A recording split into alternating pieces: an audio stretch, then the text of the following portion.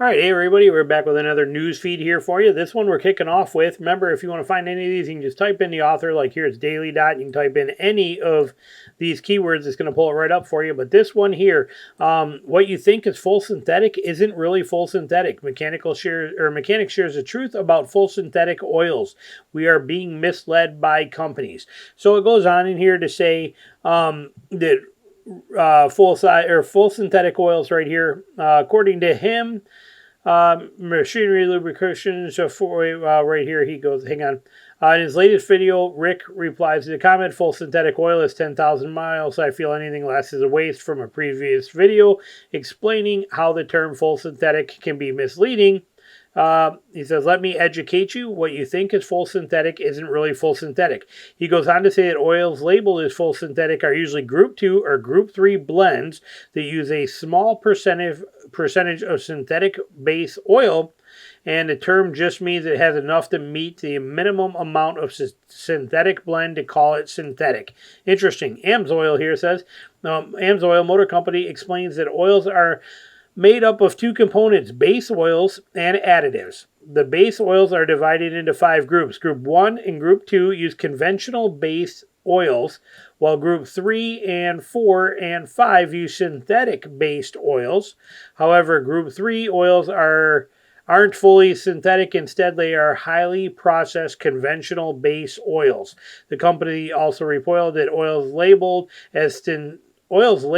synthetic can use Group 3 oils, Group 4 oils, or Group 5 in any combination in any ratio, so oils marketed as full synthetic contain any amount of synthetic oil ranging from 99% synthetic oil to 1% base oil blends with 1% synthetic to 99%. This is ridiculous. So what it's telling you is that we're being misled completely, and that the oils that we're seeing, synthetic oil, doesn't tell us anything. So I went and I grabbed the oil that I use all the time here. I went to their website. I can find nothing on it. This is Valvoline that I use all the time. Is this stuff right here. So what I use in my Jeep. And I was looking on here. I can't find anything that gives me any information on here other than their standard stuff. I even went as far as to download down here. They give you a download their product information sheet. I went and did that. It doesn't give me any group information. I don't know. I can't read or understand where I'm going to find any of that information. I can't see it on here, so I don't know what to take from that. So basically, in a nutshell, what this boils down to, in my opinion, use whatever oil you want to use, but if you are going to be, and make sure you're changing your oil more than the 10,000 that they recommend. Do not wait 10,000 miles. He does say in here that there is one right here, okay? Rich adds the closest thing to a real full synthetic is Penzoil Platinum natural gas formula. Okay, so that's what he's saying. So what is this? I don't know. Never played with it, looked at it, don't know anything about it. Here it is coming up for you right now.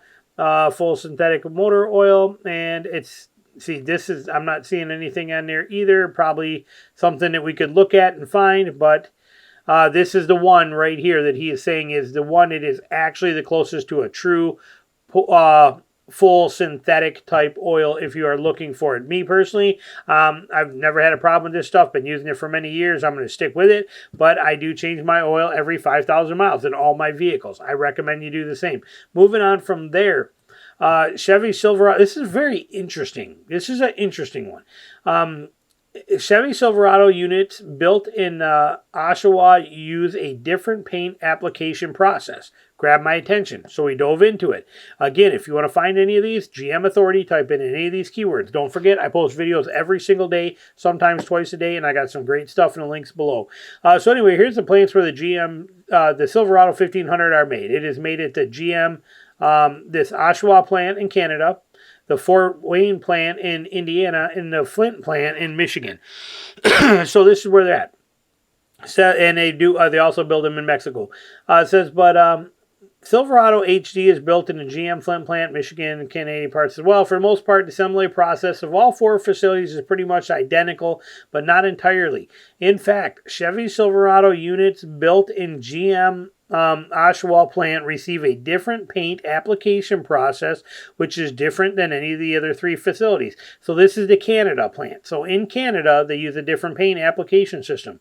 It turns out the Fort Wayne, all these other plants are using a base liquid primer to the truck, after which an anti-chip coating is applied to the rocker panels below the doors as well as the lower portion of the rear fenders just ahead of the rear wheels. Okay, this is like that eggshell stuff that we see on there on a lot of vehicles. Okay, it's basically rocker protection. We're used to seeing that. They're not doing that in Canada.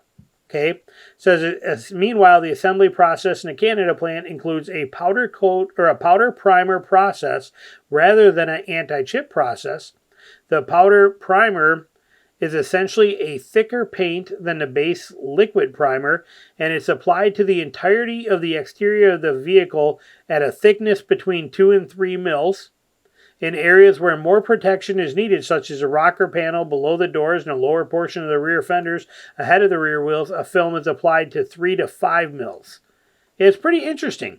That's very interesting. Doesn't go on to give us a whole lot more here. Notably, the use of powder primer process at the Canadian plant means that there is no need for an anti-chip application. That said, both paint applications process fall in line with GM's durability requirements, but it is interesting. I wonder if it has to do with the conditions up there in Canada, and the constant gravel and the crap on the roads and the things like that, and salt rock and everything they're doing. I don't know, but I found it was interesting. It's very interesting stuff. Next one on our list right here. GM files for a new patent right here that they are going to use their cameras to detect payload and trailer tongue weight. This is brilliant. They already have the underbody cameras. They have them in these vehicles already, and now they're going to make those where they can see under there and determine the ride height of the vehicle. They can determine the payload, the tongue weight of your actual trailer, and give you that information. That is very cool. Pretty interesting that they're going to do that.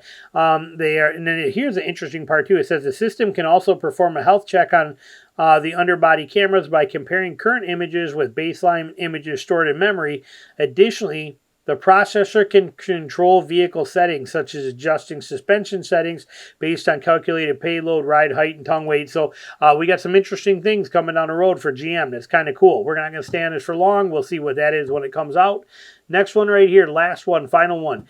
Nissan recalls 2024 Frontiers over a ball joint that may separate from the lower link. Okay, this is not a big deal. Do not get bent out of shape. Do not get all worried about your Nissan Frontier.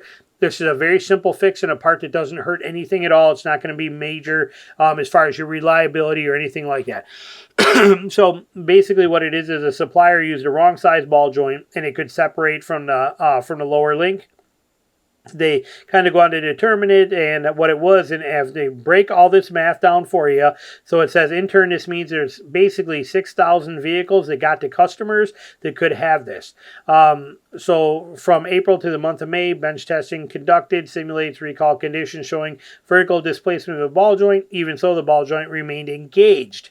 For the snap ring, kept it connected to the lower link. On the other hand, vertical movement over time may result in corrosion of the right side lower link, leading to ball joint separation. So I don't believe this is a safety concern yet, but it is a concern that they're going to fix it. If you want to check on it, this is the part number. Here it is right there. They're giving you the info, but if you have a 2024 Nissan Frontier, probably worth checking with your dealer, giving them your VIN number to see if you are part of this so that you can get this remedied. It is a very easy, not a big deal kind of thing. And then, like I said, this is not something that's going to affect much for you or be an issue. So there you go. Hope you enjoyed it. Thanks for watching.